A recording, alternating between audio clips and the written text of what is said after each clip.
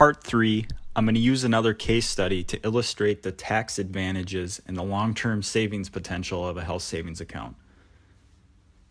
Nick has family coverage, has contributed to his HSA over $6,000 annually for 5 years, and has been investing the money in mutual funds. Nick and his wife Lucy are expecting their first child.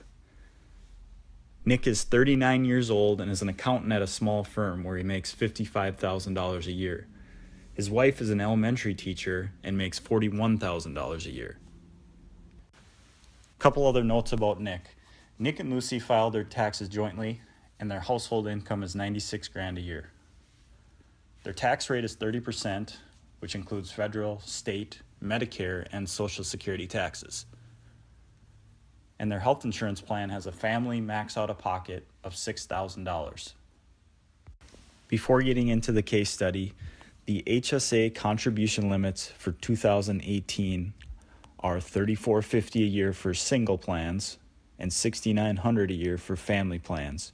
If you're age 65 or older, you can make an additional $1,000 a year catch-up contribution up to age 65. Going back to the case study, as mentioned, for the last 5 years, Nick has been contributing to his HSA. He started contributing when he was 35. At that time, he had just gotten married. He wasn't sure what his healthcare expenses would be over the next 5 years, but he wanted to plan ahead because he knew they were going to raise a family, and he knew eventually he would have healthcare costs. So year one, he was 35. He decided to contribute $6,000 into his HSA through payroll.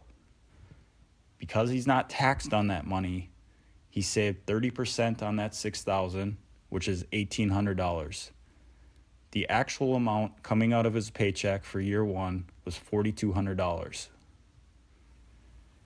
He used the same strategy over the course of the next 5 years, and as you can see, the year 5 totals. At age 39, he contributed $31,950 into his HSA, all of it through payroll. He saved 30% on that amount, so he saved $9,585, which is essentially tax-free money. So the actual amount coming out of his paycheck in the 5-year total was $22,365. So he put in $22,365, and he has almost $32,000 in his account. Also, as we mentioned, Nick has been investing those dollars in his health savings account. Over the past 5 years, the account has grown at 4% for a total of $1,278. Adding that to the total from the previous slide, Nick now has received $10,863 of free money by contributing to his health savings account. So Nick's HSA balance is now a little over $33,000. Him and his wife have been very healthy the last 5 years. They haven't used their health insurance at all. So that balance is $33,000. Now, as mentioned, they're expecting a child. So when that child is born, they get a bill in the mail a month later for $6,000. We know their max out of pocket is $6,000, so they're responsible for that full $6,000. Nick's going to use his HSA to pay for that cost. So we know by using the HSA, he's going to get a 30% coupon, which in this case is $1,800.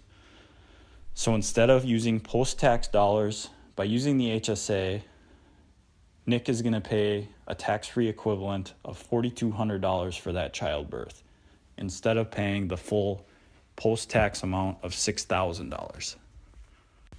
To summarize part 3 and wrap up the case study, Nick, now at age 39, is in complete control of his financial and healthcare future. After the birth of his child, there's now a little over $27,000 in his HSA. Those dollars can now be used to pay towards his medical deductible, dental work, vision, and other costs associated with childcare. There's no longer a need for dental and vision insurance, so he's going to save quite a bit of money just on premium from those accounts.